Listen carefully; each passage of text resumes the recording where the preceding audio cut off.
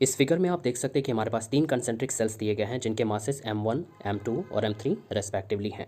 अब हमें इस पॉइंट P पे इन कंसेंट्रिक सेल्स की वजह से फोर्स निकालना है। अगर हम कंसीडर करें कि पॉइंट P पे कोई पार्टिकल है जिसका मास स्मॉल m है रखा हुआ हो तो सिमिलरली हमें इस पॉइंट Q पे भी फोर्स निकालना है इन कंसेंट्रिक सेल्स की वजह से। अगर हम कंसीडर करते हैं कि इस पॉइंट Q पे कोई पार्टिकल रखा है जिसका मास स्मॉल m है, ठीक है।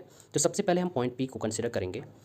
अगर हम मान लेते हैं कि इस पॉइंट P पे कोई पार्टिकल है जिसका मास स्मॉल m है, तो सबसे पहले न्यूटन सेल थ्योरम को ध्यान में रखते हुए हमें ये देखना होगा कि जिस पार्टिकल पे हम फोर्स निकालने जा रहे हैं, हम देखेंगे कि वो पार्टिकल किन सेल्स के बाहर लाई कर रहा है और किन सेल्स के अंदर लाई कर रहा है। तो अगर हम इस P पॉइंट पे जो मास रखा है उसको कंसीडर करें तो आप देख सकते हैं कि ये m1 वाले सेल और m2 वाले सेल के बाहर है, लेकिन m3 वाले सेल के अंदर है, ठीक है। तो जिस सेल के अंदर पार्टिकल लाई करेगा उस सेल की वजह से उस पार्टिकल पे कोई भी फोर्स नहीं लगता है, ऐसा न्यूटन सेल थ्योरम कहता है, ठीक है। तो m3 वाले सेल के अंदर लाई कर रहा है ना पॉइंट P, जिस पे पार्टिकल रखा है मास m का, तो इसका मतलब m3 वाला सेल P पॉइंट पे कोई भी फोर्स नहीं लगाएगा। लेकिन m1 और m2 वाले सेल के बाहर है, इसलिए m1 और m2 वाले सेल की वजह से इस P पॉइंट पे जो पार्टिकल रखा है उस पर फोर्स लगेगा। लेकिन अब कितना लगेगा ये हमें फाइंड आउट करना है। तो हम क्या करेंगे, हम अकॉर्डिंग टू न्यूटन सेल थ्योरम क्या करते हैं कि कंसेंट्रिक सेल्स के सेंटर पे हम मास को कंसीडर कर लेते हैं। तो m1 और m2 की वजह से केवल P पॉइंट पे फोर्स लग रहा है, तो हम क्या करेंगे m1 प्लस m2 मास को कंसीडर कर लेंगे सेंटर पे। तो सेंटर पे हमारा मास हो गया m1 प्लस m2, ठीक है। और P पॉइंट पे जो पार्टिकल रखा है उसका मास कितना है, स्मॉल m। और इन दोनों के बीच का डिस्टेंस आपको दिख रहा होगा कितना है, x है।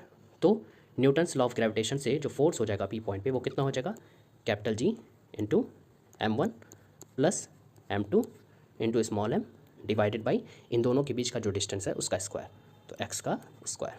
तो P पॉइंट पे जो फोर्स लगेगा वो इतना होगा। सिमिलरली अगर हम कंसिडर करें कि इस पॉइंट Q पे कोई पार्टिकल है जिसका मास स्मॉल m है, तो हम देख रहे हैं कि Q पॉइंट पे जो पार्टिकल रखा है वो पार्टिकल m1 वाला सेल, m2 वाले सेल और m3 वाले सेल, इन तीनों सेल्स के बाहर लाई कर रहा है। तो हम न्यूटन सेल थ्योरम के अकॉर्डिंग कह सकते हैं कि जो ये पार्टिकल Q पे रखा है वो चूंकि इन तीनों सेल्स के बाहर लाई कर रहा है, इसलिए ये तीनों के तीनों सेल इस पे फोर्स लगाएंगे।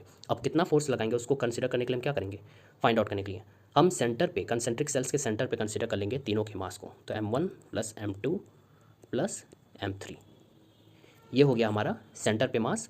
और Q पॉइंट पे जो पार्टिकल है उसका मास स्मॉल m है और दोनों के बीच का डिस्टेंस हमें कितना दिया है, y।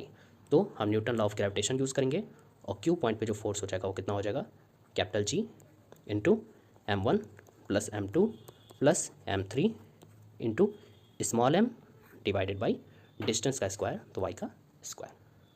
Okay students, I hope आपको समझ में आया होगा कि न्यूटन सेल थ्योरम की हेल्प से हम कैसे किसी भी पार्टिकल पे फोर्स निकाल सकते हैं।